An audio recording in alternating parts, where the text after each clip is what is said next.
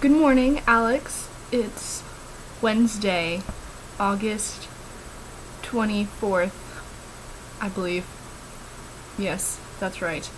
And yay, I'm so glad that it's finally after midnight because I've been waiting all day to make a video and I didn't want to make it on Tuesday. And as you told me, I have to be patient, so I waited. But now it's midnight and I'm doing this. So, first of all, I liked your video. I like how in the description of it you called it a dating experiment that was doomed to fail. I wouldn't really call it that. That makes it sound like our datingness is going to fail. And that's exactly the opposite of what we want to happen. I think it's funny that your company car is a Jeep, because normally I would think that a company car is either supposed to be like impressively nice or impressively like eco-friendly, and I don't think really that the Jeep is particularly nice or expensive, and I certainly would not think it would be eco-friendly. It's cool that you have a Ford Fusion. That's probably the only practical Ford car that exists that's any good, maybe. I don't really know a lot about it, and I love Mustangs, but they definitely aren't practical. So I think I've heard good things about the Fusion, so I hope you enjoy that. I also kind of hope it's a really crazy color. Whenever I think of Ford Fusion, I think of like lime green. I don't know why. Also, I don't think that they let you pump your own gas in Oregon either. I never really understood why not.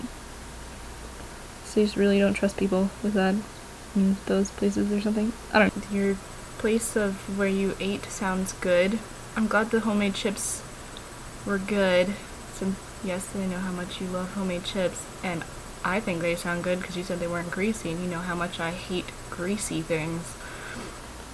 I didn't empty your dishwasher. I think I already told you that.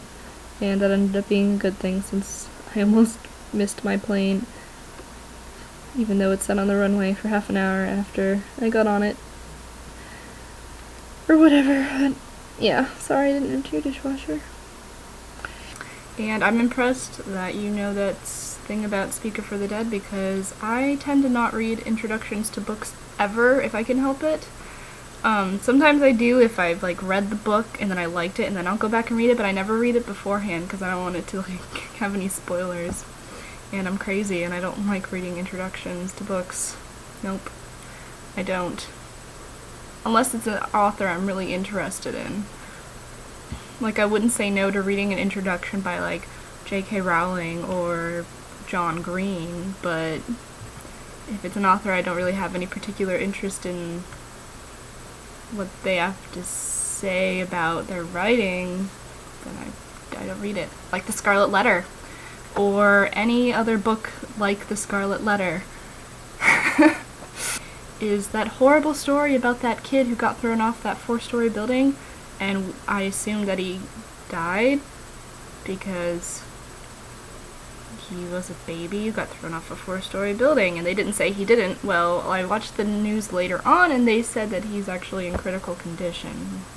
So here's hoping for that kid and his family, and I feel so horrible for them. And apparently the mom had postpartum depression and wasn't supposed to be alone with the kids, and something went wrong, so I feel really horrible for them still. So still is a really horrible, horrible situation. Oh, I'm in Davis now, so yeah, go Davis. I made it here alive, even though I flew. Oh yeah, and I think I'm gonna if we keep doing these awesome vlog things, I'm gonna work in a segment about how I'm gonna have a segment, first of all, and it's gonna be called California is Crazy. Because, yes, that's what I'm discovering since moving here, and that baby story is just one of the many things that have been crazy. Another thing that's crazy is that there's a propane tank that's been on fire for 12 hours, and all these people got evacuated. It's somewhere northeast of Sacramento in a place called Lincoln. And yeah, all these people were evacuated, and they provided them with a community center to stay in, except if they have pets, they're not allowed to go in it, so the people with pets have to find other like means of, you know, having a place to stay. So good luck to those people. And I don't know why it's on fire, and they're just gonna, they like don't think they are like predicting nothing will happen, like it's just gonna burn out, and they're just gonna let it burn out, and then the pressure decreases, and there's no, like, nothing too bad happens except for that, the fact that it's burning now.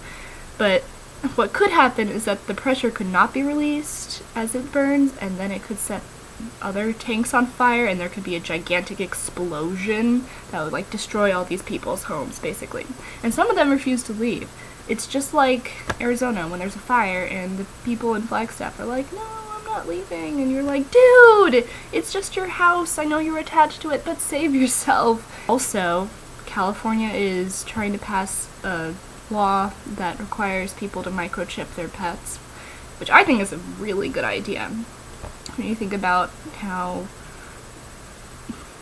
many benefits that could have. But I guess there are people against it because I guess it can have some health problems, supposedly. I've never heard about that. I guess it makes sense. I mean, you are inserting a tiny foreign object into a dog's neck, but so that'll be interesting to see how that develops. And apparently it's we're the first state to do anything like that, with that kind of law. So, and someone on the news was like, yes, well, California is always leading in these kinds of, you know, breaking ground laws, so I'm glad to live in a state that, you know, is really humble about its role in the country.